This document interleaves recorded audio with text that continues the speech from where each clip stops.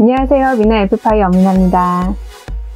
오늘은 명화 소개가 아니라 미술에 관련된 저의 개인적인 이야기를 좀 해보려고 해요.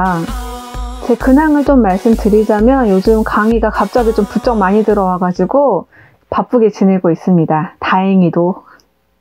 좀 새로 리서치해야 되는 것도 많고 또 고객사의 니즈에 따라서 강의안이랑 교재도 또 새로 만들어야 되고 요즘 좀 계속 시간에 좀 쫓기고 있어요. 그러다 보니까 영상 만드는 것도 좀 딜레이가 많이 되고 있고 그러다 보니까 영상도 좀 자꾸 늦게 올리게 되는데 그래도 기다려주시고 봐주시는 구독자분들이 계셔서 너무너무 감사드려요. 요즘 그리고 또 강의를 다니다 보면은 어떤 곳에서는 저를 큐레이터라고 불러주시고 또 어떤 곳에서는 도슨트, 강사님, 대표님, 작가님 저를 부르는 호칭이 굉장히 많습니다. 제가 강의 시작한 지 올해로 7년 차가 됐는데 이쯤에서 제 호칭을 한번 정리할 필요도 있고 또 제 직업에 대해서 또 호기심을 가지신 분들 또 간혹 가다 보면은 어떻게 하면 이렇게 또 미술 이야기로 강의를 할 수 있냐 이렇게 또 여쭤보시는 분들이 많이 계셔서 한번 정리가 필요할 것 같아서 오늘 영상을 준비해 보았습니다. 우선 저에 대한 이 호칭들 중에서 저의 가장 오래된 호칭이자 또 많은 분들에게 좀 생소할 수 있는 도슨트. 제가 어떻게 도슨트가 됐고 어떻게 도슨트로 활동하고 있는지 그런 이야기를 좀 해보려고 합니다. 저는 2008년부터 서울시립미술관 도슨트로 활동하고 있는데요. 그때 도슨트를 시작해야겠다고 마음먹은 이유가 런던에 가기 위해서였어요. 제가 2007년도에 유럽 여행을 처음 다녀와서 미술에 관심을 갖기 시작했고 특히 제가 런던 내셔널 갤러리에 완전히 꽂혔었어요. 그래서 어떻게 하면은 런던에 다시 가서 내셔널 갤러리에 있는 그림을 매일 볼 수 있을까? 그 방법을 연구하다가 그래서 생각해낸 게 내셔널 갤러리 가이드를 하면 돈도 벌면서 그림도 매일 볼 수 있겠다 이 생각을 한 거예요. 그래서 제가 런던에 가서 가이드를 하려고 1년 준비 플랜을 세웠어요. 1년 동안 낮에는 미술 공부하면서 가이드 준비를 하고 저녁에는 아르바이트를 하면서 런던에 갈 경비를 마련하는 거였죠. 좀 찾아다니면서 강의도 많이 듣고 또 미술관 갈 때마다 전시 설명을 항상 들었었는데 그러면서 도슨트라는 직업에 대해서 처음 알게 됐어요. 그러니까 도슨트는 미술관에서 전시를 해설하는 전시 해설사인데 제가 런던에 가서 하려는 일이 결국에는 미술관 안에서 그림을 소개하는 일이니까 런던 가기 전에 반드시 이 도슨트를 해봐야겠다고 생각을 한 거였죠. 그래서 알아보다가 서울시립미술관 도슨트 공고를 보게 된 거예요. 제가 대학 때 전공이 미술이 아니다 보니까 그게 제일 걱정이었는데 다행히 전공 무관에 나이 제한이 있었어요. 만 25세 이상이었는데 제가 딱 그때 만 25세였거든요. 그리고 언어 특기가 있으면 가산점을 줬었는데 그때 제가 JLPT라는 일본어 자격 1급이 있어가지고 용기를 내서 지원을 했죠. 다행히 서류에 합격해서 3개월 동안 도슨트 교육을 받을 수 있었습니다. 그때 서울대학교 미학과 교수님이 와서 교육을 해주셨고 제가 좀 많이 졸긴 했는데 그때 수업 받았던 게 도움이 굉장히 많이 됐습니다. 그리고 프레젠테이션 시험을 봤어요.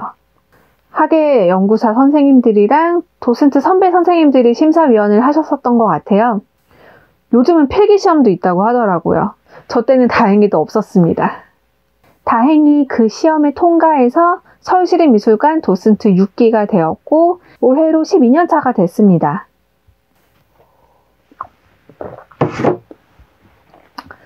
사실 12년 차라고 해도 12년 내내 한 게 아니라 중간에 유학도 다녀오고 큐레이터 하느라 또 쉬고 중간중간에 많이 쉬어가지고 사실은 제가 간헐적 도슨트입니다.